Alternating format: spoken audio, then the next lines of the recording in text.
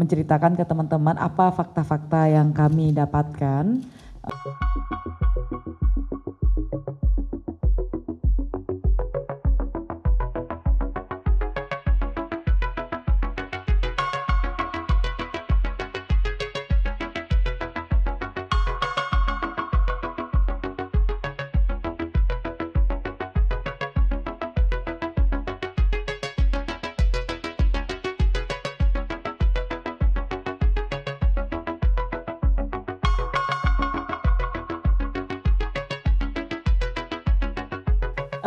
Saya akan menceritakan ke teman-teman apa fakta-fakta yang kami dapatkan ketika kami menangani kasus Afif Maulana dan kawan-kawannya.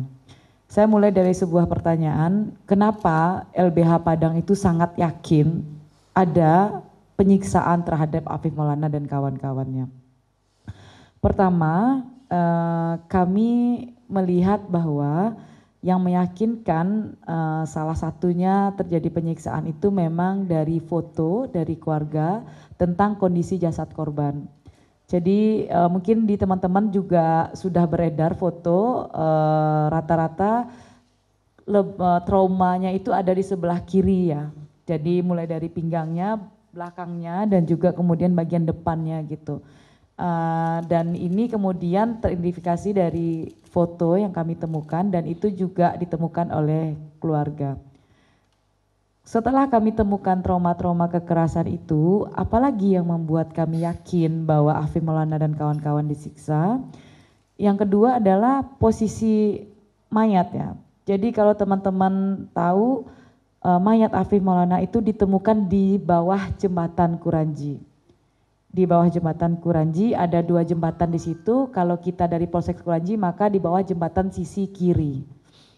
Nah, di bawah jembatan Kuranji itu mayat Afif itu telentang teman-teman dengan posisi seperti ini. Dan saat itu air hanya sekitar 50 cm di bawah betis orang dewasa. Itu fakta-fakta yang kami temukan dan ketika kami melihat ketinggian jembatan ke bawah, kami memperkirakan bahwa kalau dia lompat atau dia jatuh dari atas jembatan maka kondisinya akan lebih remuk. Nah itu perkiraan yang kami kami klarifikasi dari keluarga. Yang ketiga, kenapa kami sangat yakin?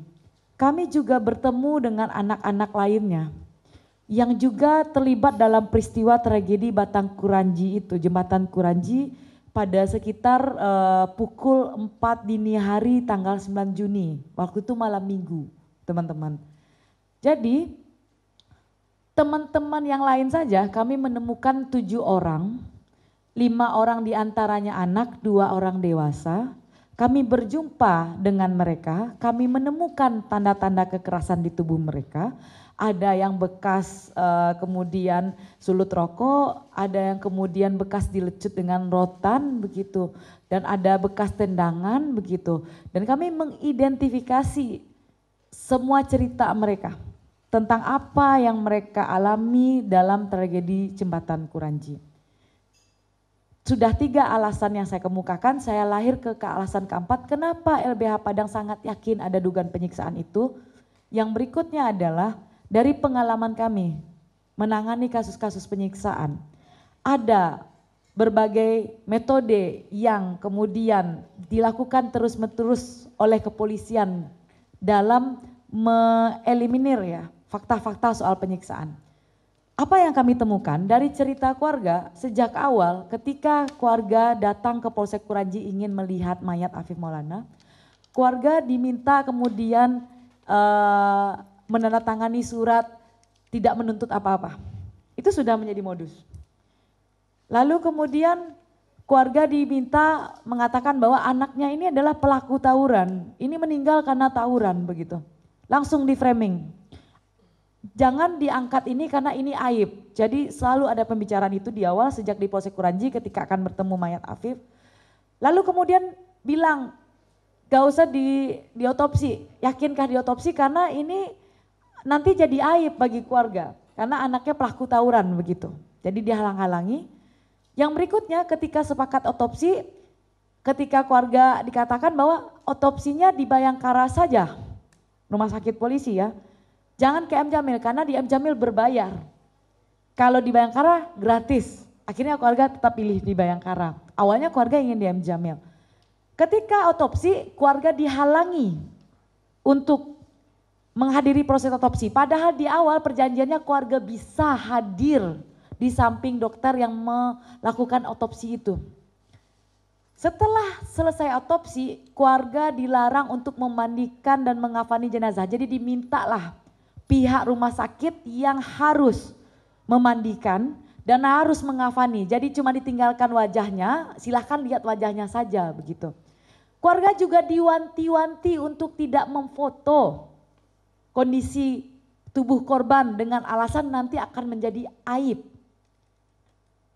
Serangkaian kejanggalan inilah dari 4 tadi tahapan yang saya katakan itu yang membuat kami sangat yakin dan percaya bahwa Afif Maulana itu tidak melompat, tidak terpeleset dari jembatan, dia disiksa dan mayatnya diturunkan di bawah jembatan.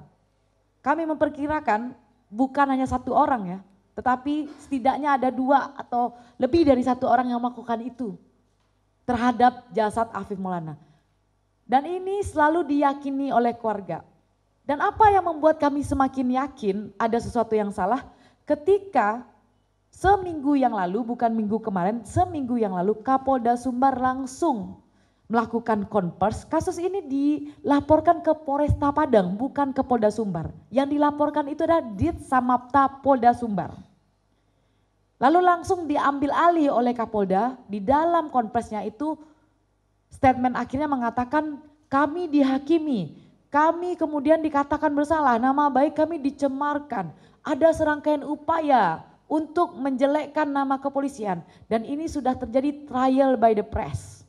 Dan kemudian Kapolda dengan tegas mengatakan bahwa sudah proses pengamanan patroli saat itu terhadap pencegahan tawuran itu sudah sesuai SOP. Dan dia dan polisi akan memburu pelaku yang memviralkan kasus ini. Disitulah kami semakin tersentak sebagai penasihat hukum, pasti ada kesalahan besar yang ditutupi dari kasus ini. Dan kemudian memang kami melakukan serangkaian upaya dan saat ini kemudian juga keluarga dan kami sangat yakin Afif Maulana disiksa dan perlahan-lahan kami akan bersama teman-teman akan membongkar apa yang terjadi dan memberikan keadilan yang sesungguhnya untuk Afif dan kawan-kawannya. Saat ini juga LBH Padang sudah melaporkan dugaan penyiksaan anak lainnya ke Propam Polda Sumbar. Hari Rabu kemarin kami melakukan pelaporan, lalu Sabtu sebelum saya ke Jakarta saya dimintai keterangan dan kami sudah memberikan keterangan dan segera mungkin kami juga akan melaporkan dugaan tindak pidana kekerasan terhadap anaknya di reskrim, bukan hanya di etik begitu. Saya pikir begitu saja dari saya kembalikan ke Fadil.